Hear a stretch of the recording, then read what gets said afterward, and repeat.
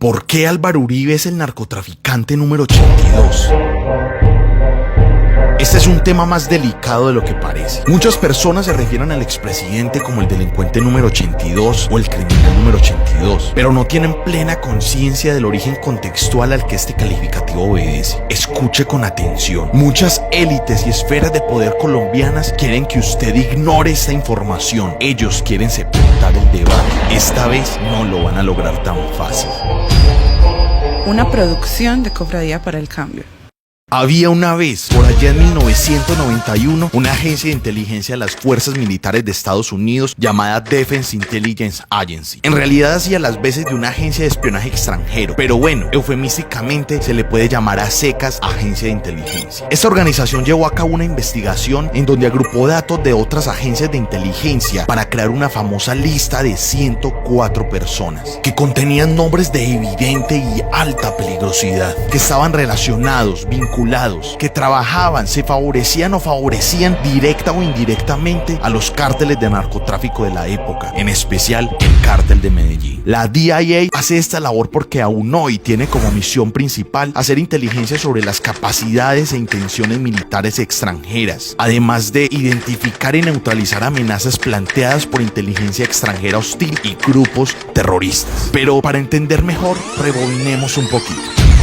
En 1991, Pablo Escobar seguía fugitivo en Antioquia. En el 89 mataron a Galán. En el 90 a Bernardo Jaramillo Osa y a Carlos Pizarro. En el 87 ya habían matado a Jaime Pardo Leal. Los homicidios no distinguían entre campesinos y candidatos a la presidencia. Los asesinatos eran incesantes en los territorios. ¿Se les parece un poquito a la actualidad? No sé, una explosión, jefe, no sé qué...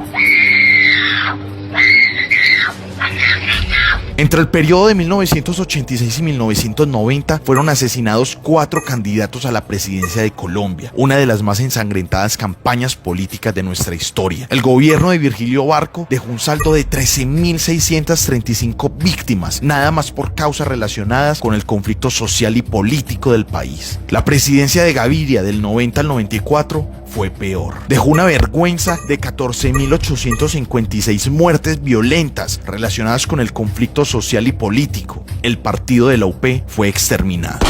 ¿Adivinan entonces quién era la autoridad en Colombia? Escobar, los Ochoa, los Pepes, los Rodríguez Orejuela, Orlández Gamboa. Bueno, los carteles. La deprimente ausencia de autoridad todavía puede verse en las esquinas o en los parques de los barrios, por ejemplo. Por lo tanto, la lista de estas 104 personas vinculadas al narcotráfico que anteriormente mencionábamos era sumamente confidencial. Tan secreto que el documento estuvo clasificado hasta el año 2004, es decir, 13 años después de su realización. Pocas personas sabían de su existencia, pero aquí es donde viene lo bueno o lo malo.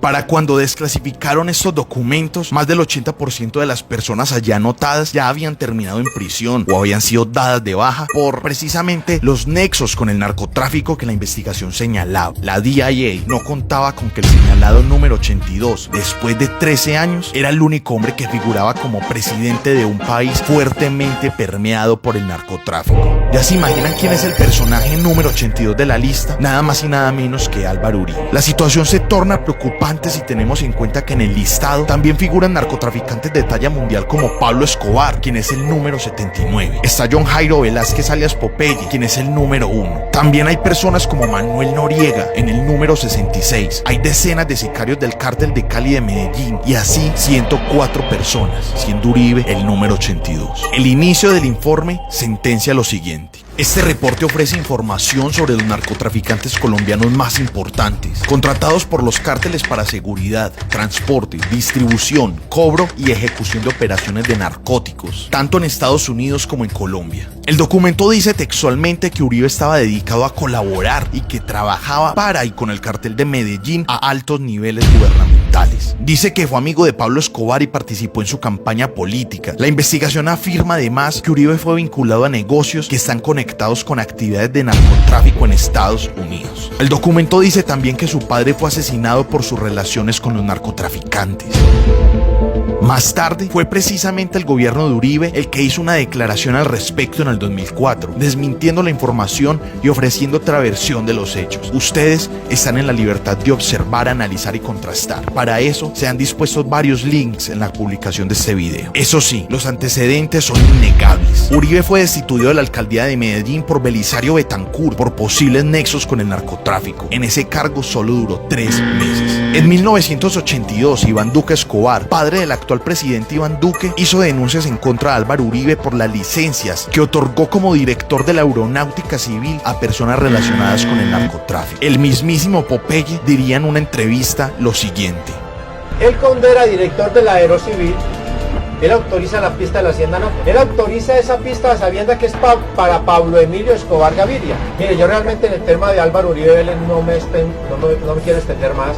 Por lo que estoy aquí en la ciudad, Álvaro Uribe Vélez es el dueño de esta ciudad.